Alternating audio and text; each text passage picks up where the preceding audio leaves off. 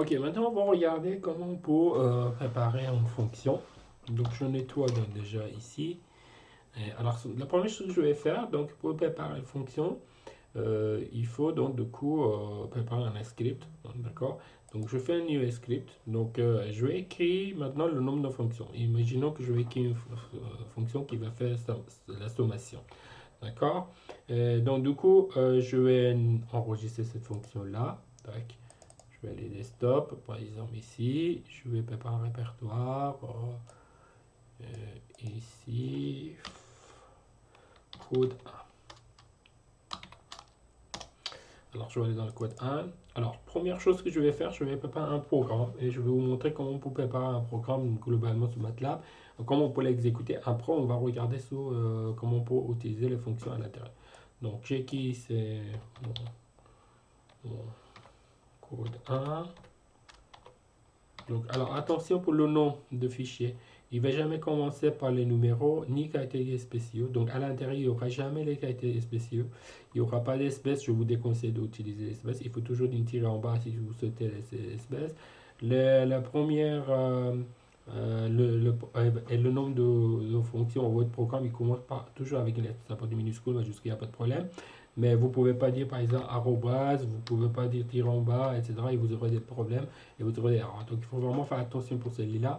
Donc, lorsque vous faites attention à celui-là, vous allez éviter pas mal de problèmes. Alors, moi, ce que je fais ça, je écris par exemple mon code et entre les deux, j'ajoute un tir en bas. Et puis après, le code, il a une extension de un M. Donc, si je fais ça, je fais save, donc je vais avoir un code. Donc, vous voyez qu'ici. Donc, à l'intérieur, je peux faire le coding. Donc, par exemple, je écris clear all. Donc là, il va nettoyer en fait tout ce qui est sur l'espace workspace. Donc du coup, ça nous permet de nettoyer en fait le mémoire une fois qu'on va dans ce calcul. On va exécuter le code. Je peux faire un CLS, CLC, donc qui va nettoyer en fait donc, du coup le commande que vous voyez ici. Maintenant, vous avez une interface dans laquelle vous écrivez votre programme et ici votre commande window que j'ai travaillé avant. Donc là, maintenant, on va passer à cette deuxième étape. Ça veut dire qu'on va écrire un code qui va exécuter ça. Bon, alors, ce que je peux faire ici, supposons que je vais préparer deux matrices, et puis après, je vais les multiplier. Par exemple, je dis par exemple matrice de A, c'est un random, par exemple 3 par exemple, matrice de 3. Je dis B, c'est une matrice de random de par exemple 3 également, et je dis OK, calcule pour moi la matrice de C qui égale B moins A par exemple. Et c'est fini. Donc ça, j'exécute, d'abord j'enregistre mon code, par la suite j'exécute ici. Donc je peux cliquer ici, ou soit je peux faire F5, d'accord, si je fais ça. Donc MATLAB, il va laisser un message, il va dire est-ce que vous allez changer le chemin, etc. Je dis OK. Et donc ce qu'on voit ici, c'est que MATLAB, il a exécuté. Donc il a préparé la matrice de A, il a préparé la matrice de B, et après par la suite, on a calculé, voilà, B moins A, et donc il est affiché ici. Donc ça, c'est programme de base. Ça veut dire que vous allez préparer un fichier. Alors attention au niveau du nombre de fichiers. Ce ne sera jamais caractères spéciaux dedans, les accents, etc. Il faut éviter. Toujours utiliser les commandes, les lettres, avec tir en bois, les numéros, et puis vous pouvez avoir votre fichier.